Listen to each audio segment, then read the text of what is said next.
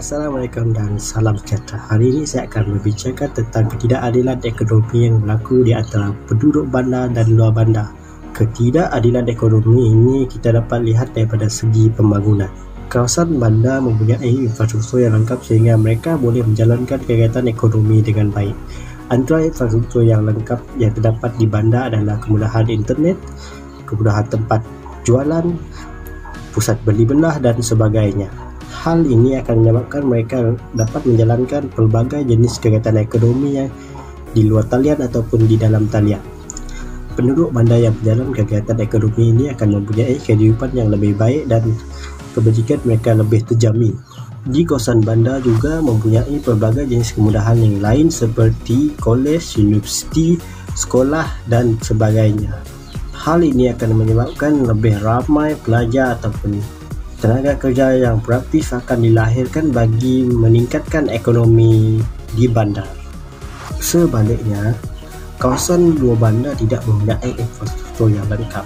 Disebabkan itu, penduduk luar bandar akan lebih terlibat dengan kegiatan ekonomi tertentu sahaja seperti peternakan, pembalakan, pertanian dan perikanan.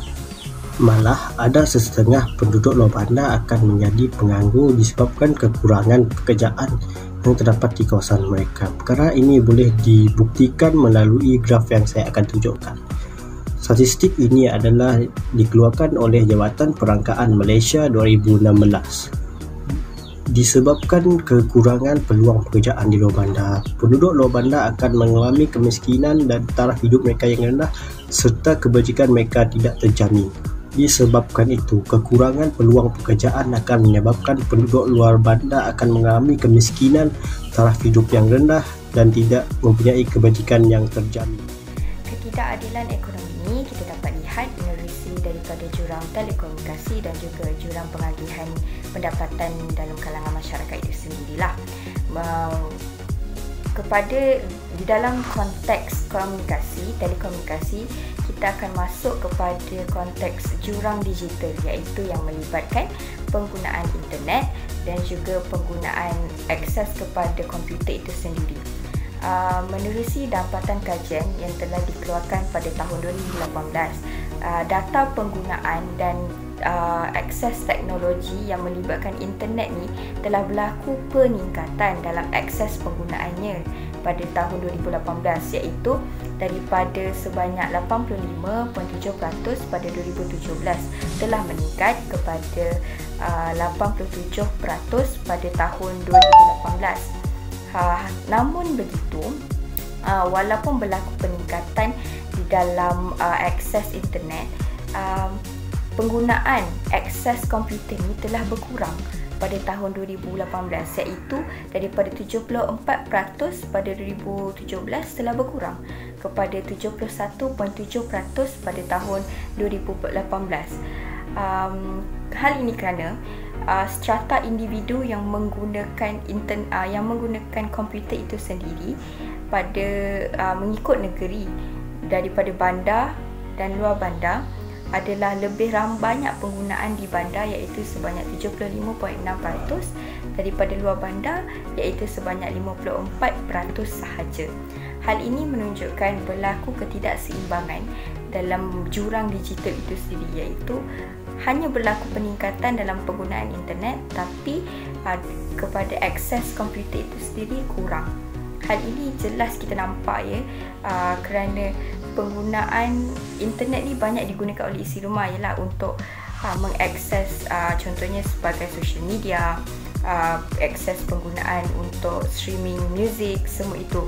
Tapi penggunaan ataupun pengendalian komputer yang digunakan adalah rendah dalam kalangan masyarakat di Malaysia itu sendiri.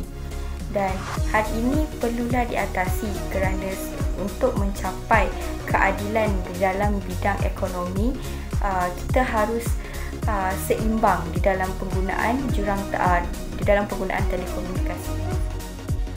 Antara salah satu masalah yang dihadapi dalam isu ketidakadilan ekonomi ini adalah daripada sudut pendapatan, jurang pendapatan itu sendiri.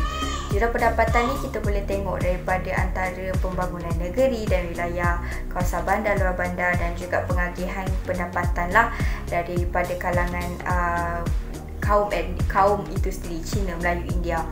Isu jurang pendapatan ni bukan isu yang luar biasa, tapi ini adalah isu yang memang terkandung di dalam Malaysia, yang mana kita boleh tengok daripada usaha Tun Abdul Razak sendiri yang dia telah memperkenalkan dasar ekonomi baru bertujuan untuk membasmi isu ini. Dan dia memang bukan satu isu yang barulah.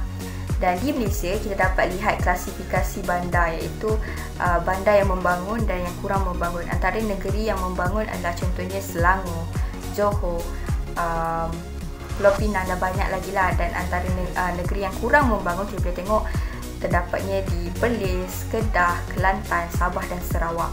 So pada tahun 2016 satu unjuran ekonomi telah dikeluarkan yang mana dia mengkaji dan melihat bahawa terdapatnya jurang pengagihan ekonomi dalam kalangan masyarakat Cina dan Melayu, iaitu jurang ekonomi Bumiputera yang rendah sebanyak 3.5% berbanding kaum masyarakat Cina itu sendiri. So kita boleh tengok ini bukannya isu yang baru diperkatakan, tapi memang dah lama wujud. Dan sebenarnya bukan Malaysia sahaja yang menghadapi masalah ini, tapi negara-negara lain turut menghadapi masalah ini.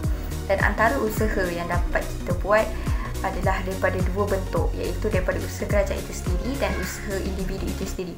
Antara contoh usaha kerajaan adalah dengan kerajaan memberikan ilmu ataupun pendidikan kepada golongan yang tertumpu ni, maksud golongan yang kurang daripada segi pendapatan ekonomi ni, untuk maju, bagi latihan untuk maju ke hadapan untuk membaiki ekonomi, taraf ekonomi mereka sendiri, supaya boleh keluar daripada kelompok kemiskinan.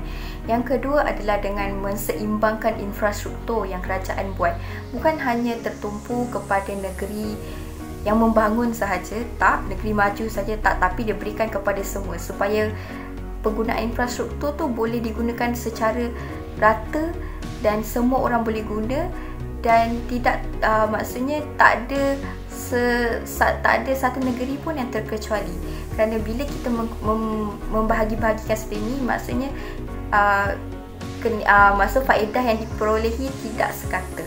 Dan yang ketiga adalah dengan mengkaji semula bantuan sara hidup yang telah diberi, yang mana kerajaan boleh bertindak dengan mengkaji semula daripada aspek taraf pendapatan mereka, geografi mereka dan umur mereka. Dan antara usaha yang individu dapat lakukan adalah dengan mempertingkatkan potensi individu itu sendiri, dengan mengambil guna peluang yang telah kerajaan buka dan mengambil inisiatif yang telah dibuka oleh kerajaan, tidak hanya bergantung kepada kerajaan semata-mata, tapi dengan usaha sendiri untuk memajukan diri mereka. Maka daripada sini kita boleh tengoklah telekomunikasi dan juga jurang ekonomi ni perlulah seimbang untuk mewujudkan kemakmuran dalam negara, agar ekonomi yang kita dapat ni adalah seimbang dan tak ada golongan yang ditindas. Bagi masyarakat di luar bandar pula, ekonomi sara hidup mereka tidak begitu stabil. Contohnya, terdapat sebuah keluarga yang menyara hidup dengan hasil tangkapan laut. Mereka mendapat duit bantuan perikanan sebanyak RM250 setiap bulan sahaja. Pandemik COVID-19 juga menyebabkan pendapatan mereka terjejas kerana akur terhadap kawalan pergerakan PKP. Oleh itu, mereka terpaksa memancing ikan di parit di hadapan rumah mereka dan mencari pucuk paku pakis, pucuk ubi kayu bagi memenuhi keperluan harian mereka. Oleh demikian, mereka bergantung hidup terhadap duit bantuan sara BSH dan juga duit bantuan perikanan.